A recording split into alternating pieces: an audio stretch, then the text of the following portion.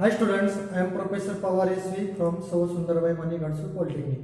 In the last sessions, we have seen some examples of direct speech, how they converted into indirect speech. We will see in today's session another examples of direct speech, how they convert into a indirect speech. Let's take first example.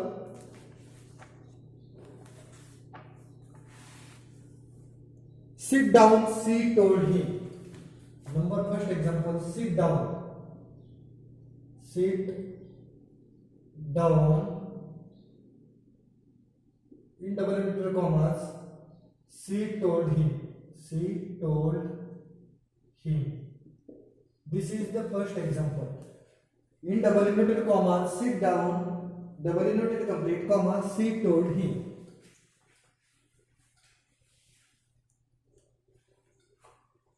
There, when we convert direct speech into indirect speech, first step, I told you to identify the types of sentence given in double inverted commas. There is sit down in double inverted commas. मग हे कोणत्या प्रकारचं वाक्य आहे? Double inverted commas मध्ये दिलेल्या वाक्याचा प्रकार कोणता आहे? कारण का आपल्याला त्याच्यानुसार काय करायचं असतं?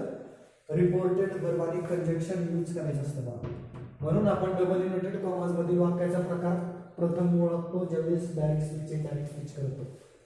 मग सिट डाऊन म्हणजे सिट फॉर वेपार म्हणजे बाकीचं सेंटेन्स डाऊन, सिट डाऊन. पा म्हणजे दिलेलं वाक्य हे इम्पेरेटिव्ह प्रकारचं आहे, म्हणजे वाक्याचा प्रकार हा इम्पेरेटिव्ह प्रकारचा आहे. मग इम्पेरेटिव्ह प्रकारच्या वाक्यामध्ये आपण कोणतं रिपोर्टेड वर्ब आणि कोणतं कंजंक्शन यूज करतो? रिपोर्टेड वर्ब कोणतं यूज करतो आणि कंजंक्शन कोणतं यूज करतो? जर वाक्य हे इम्पेरेटिव्ह प्रकारचं असेल तर डबल इन्व्हर्टेड कॉमास मध्ये, तर त्यावेळेस आपण कोणतं करतो? चार्ट दिलेले चार्ट नुसार आपण काय करतो? रिक्वेस्टेड, ऑर्डर्ड किंवा ऍडवाइज करतो. आता पहा या ठिकाणी सिट डाऊन म्हणजे सी रिक्वेस्टेड हिम. रिक्वेस्ट पहा खाली बसायला सांगितलं म्हणजे तिने रिक्वेस्ट केलेली, म्हणजे काय? टोल्ड इलिमिनेट होईल म्हणजे काय? सी रिक्वेस्टेड हिम. रिक्वेस्टेड का घेतला आपण? समजतंय का? कारण का दिलेलं वाक्य हे इम्पेरेटिव्ह प्रकारचं आहे आणि इम्पेरेटिव्ह प्रकारचं जर वाक्य डायरेक्ट स्पीच मध्ये दिलेलं असेल तर इनडायरेक्ट स्पीच करताना रिपोर्टेड वर्ब, रिक्वेस्टेड किंवा ऑर्डर्ड किंवा ऍडवाइज वापरायचं असतं आणि कंजंक्शन टू वापरायचं असतो. का कशावरून? तर वाक्याच्या प्रकारावरून, वाक्याच्या प्रकारावरून. म्हणून घेतला आपण सी रिक्वेस्टेड. या ठिकाणी आपल्याला रिक्वेस्ट वाटते म्हणून she requested to conjunction to use केलं जातं पहा इम्पेरेटिव्ह सेंटेन्स मध्ये. इम्पेरेटिव्ह सेंटेन्स मध्ये कोणता? हा चार्ट दिलेला आहे मी पहिल्याच आपल्या हा टॉपिक सुरू करण्याच्या पूर्वीच तुम्हाला दिलेला आहे पहा, इम्पेरेटिव्ह सेंटेन्स. ओके, मग त्याच्यामध्ये कोणतं? रिक्वेस्टेड किंवा ऑर्डर्ड, ऑर्डर्ड किंवा ऍडवाइज आणि कंजंक्शन टू वापरला जातो. म्हणजे त्या प्रकारे आपण घेतलं या ठिकाणी. पहा she requested to sit down झालं इनडायरेक्ट स्पीच आपलं, sit down. This is correct indirect speech of the given sentence. Let's take another example number 2. Second example आपण घेऊया.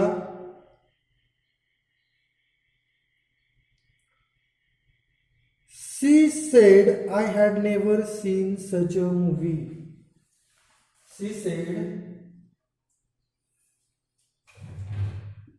comma, in double inverted comma, I had never seen such a movie. Such a movie. हे वाक्य दिलेलं आहे, याचं आपल्याला indirect speech करायचं आहे. मग पहिली स्टेप काय आपली?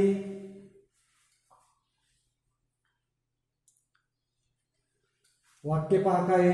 C said comma in double inverted commas मध्ये I had never seen such a movie. पहिली स्टेप काय आपली? की इकडे पाहायचंच नाही, कुठं पाहायचं? डबल इन्व्हर्टेड कॉमास मध्ये पाहायचं. मग डबल इन्व्हर्टेड कॉमास मध्ये काय दिलेलं आहे? I had never seen such a movie. मग त्या वाक्याचा प्रकार आपल्याला आयडेंटिफाय करायचा. I subject a had never seen where such a movie object, म्हणजे subject plus verb plus object अशी रचना आहे दिलेल्या डबल इन्व्हर्टेड कॉमास मध्ये. तर मग अशी रचना असेल तर ते वाक्य कोणत्या प्रकारचं असतं? ते असर्टिव्ह प्रकारचं असतं. असर्टिव्ह प्रकारचं असतं. मग असर्टिव्ह प्रकारामध्ये चार्टनुसार कोणतं आपण रिपोर्टेड वर्ब आणि कोणतं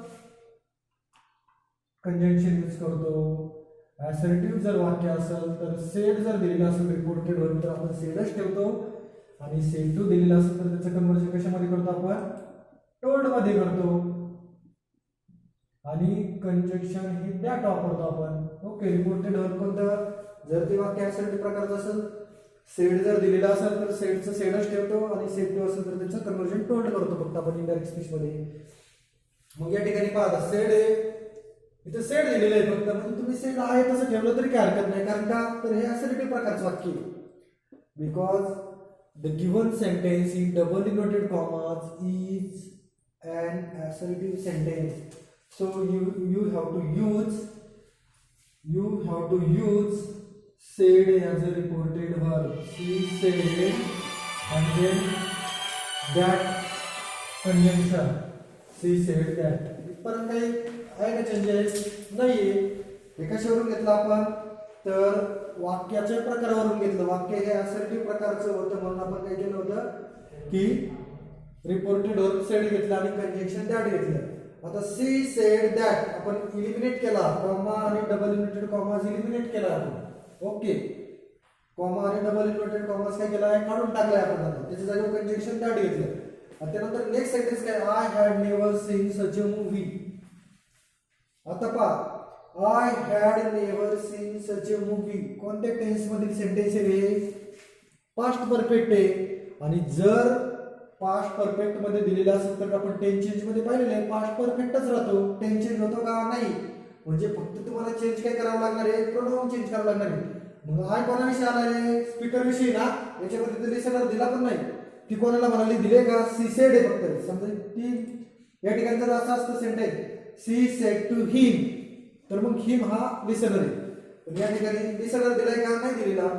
म्हणजे आय आलेला आहे फक्त. आय तुम्हाला विषयी स्पीकर विषयी. मग आयचं कन्वर्जन काय होणार? सी. सी होणार ना. प्रोनाउन चेंज मध्ये काय होणार? She. She had never scene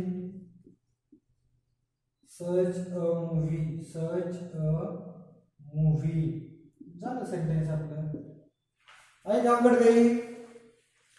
अवघड आहे का काही? She asked, comma, next sentence past. She asked, comma, have you published your book?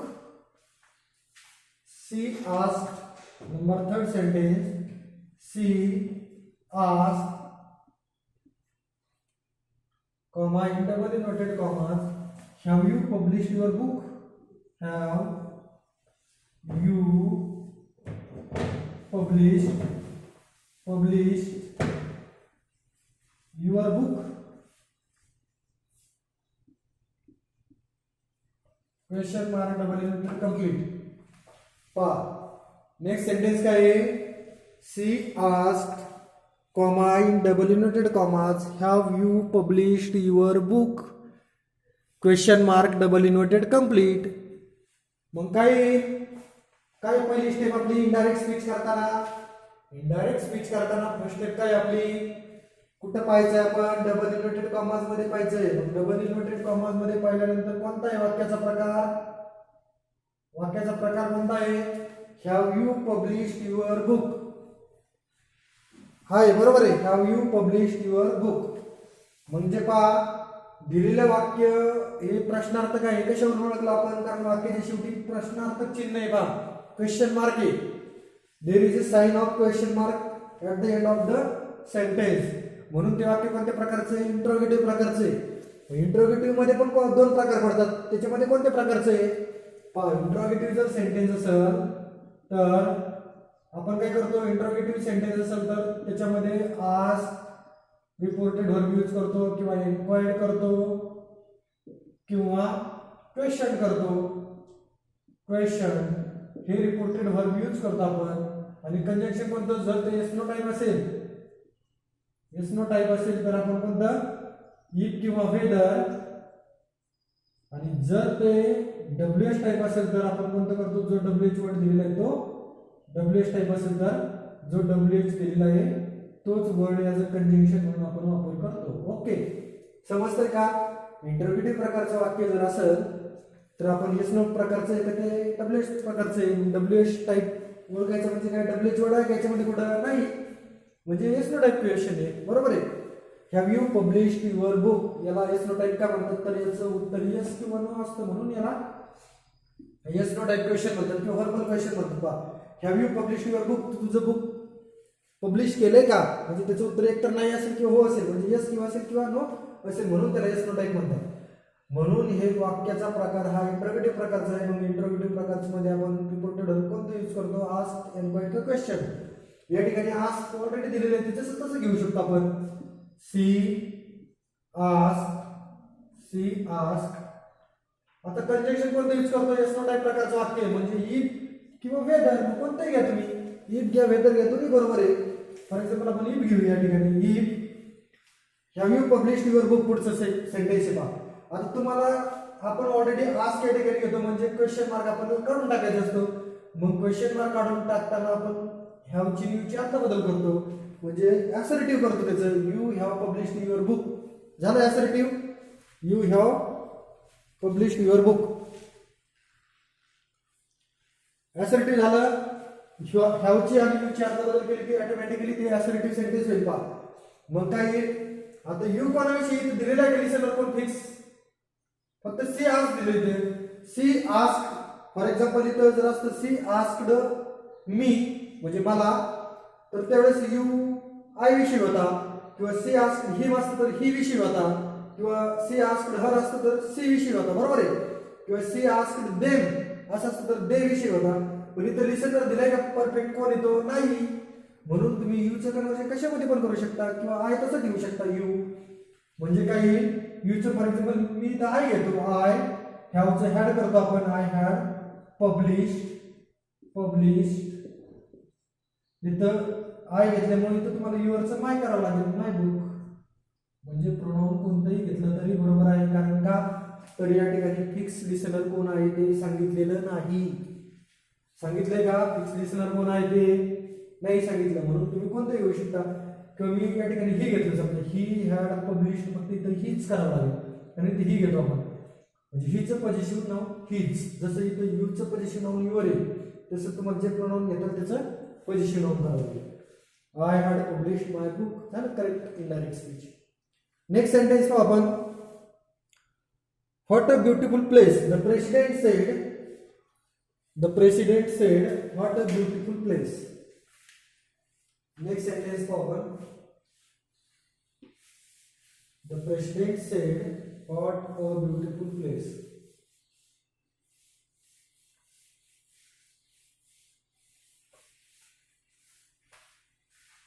The president said, "What a beautiful place." Number 4 sentence. The president said,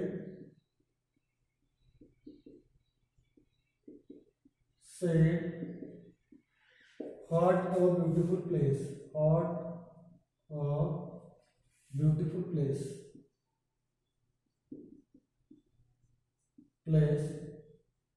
exclamation mark आणि double inverted complete.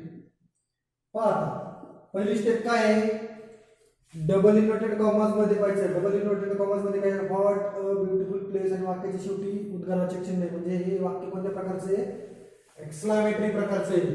वाक्य कोणत्या प्रकारचं आहे, exclamatory प्रकारचं वाक्य आहे. मग exclamatory प्रकारच्या वाक्यामध्ये आपण रिपोर्टेड वर्ब कोणतं यूज करतो, एक्सक्लेम. आणि जोड शब्द कोणता यूज करतो किंवा कंजंक्शन कोणतं यूज करतो, दॅट यूज करतो. मग इथं काय अडचण आहे का तुम्हाला, द प्रेसिडेंट सेड एलिमिनेट होऊन जाईल. The president exclaim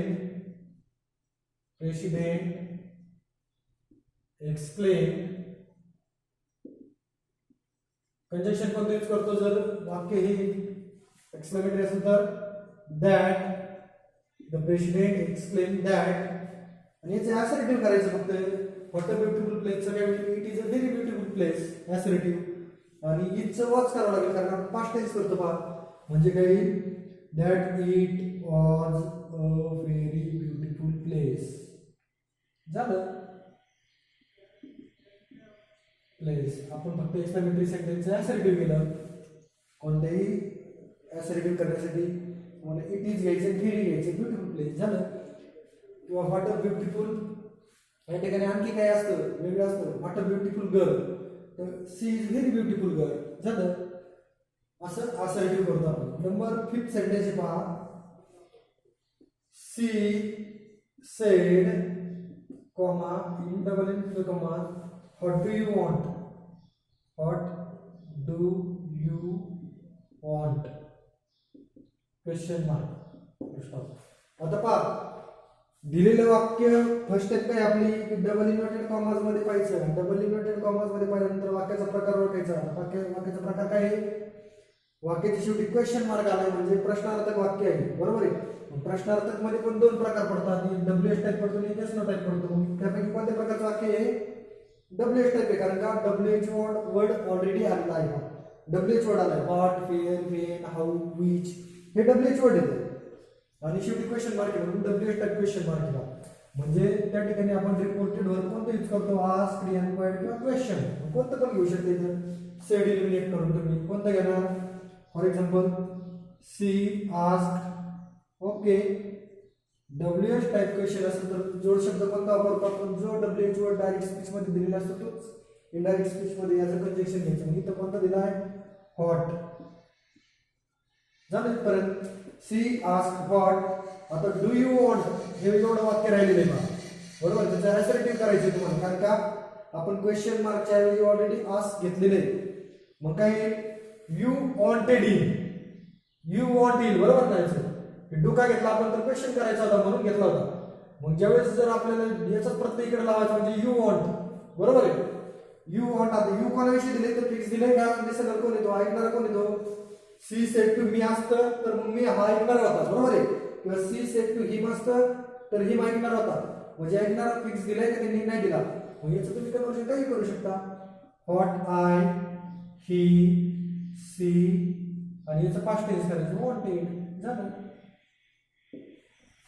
C ask what I oblique he oblique she wanted, किंवा व्हॉट आय वॉन्टेड पण करेक्ट आहे, व्हॉट सी वॉन्टेड पण करेक्ट आहे, व्हॉट ही वॉन्टेड पण करेक्ट आहे. जर या ठिकाणी असं असतं, जर या ठिकाणी असं असतं सी सेड टू हिम, मग इकडे असतं what do you want, what do you want, आणि क्वेश्चन मार्क असता, बरोबर आहे. तर मग या ठिकाणी ऐकणारा कोण आहे, लिसनर दिलेला आहे फिक्स या ठिकाणी. मग त्याचे आन्सर काय येईल, she ask, she ask, she ask, WH वर्डच याचं कंजंक्शन व्हॉट. मग यू कोणाविषयी आहे तर ऐकणारा दिलेला आहे या ठिकाणी ही. मग याचं हिमचं फर्स्ट पर्सन करून टाकायचं म्हणजे ही वॉन्टेड. ओके, या ठिकाणी दिलेला होता लिसनर कोण येतो म्हणून ही वॉन्टेड केलं. या ठिकाणी दिलेलं नाही म्हणून तुम्ही आई लिहिला तरी बरोबर आहे, ही लिहिला तरी बरोबर आहे, सी लिहिला तरी बरोबर आहे. अशा प्रकारे आपण पहा जे वाक्याचे प्रकार आहेत त्याच्या प्रकारानुसार कसं आपण इनडायरेक्ट स्पीच करतो हे आपण टुडेच्या सेशन मध्ये पाहिलेलं आहे का, की आपण गेले 4 सेशन्स आपण डायरेक्ट आणि इनडायरेक्ट स्पीच विषयी शिकलोय. तर I am confident about that you all are able to solve the direct and indirect speech. Thank you very much.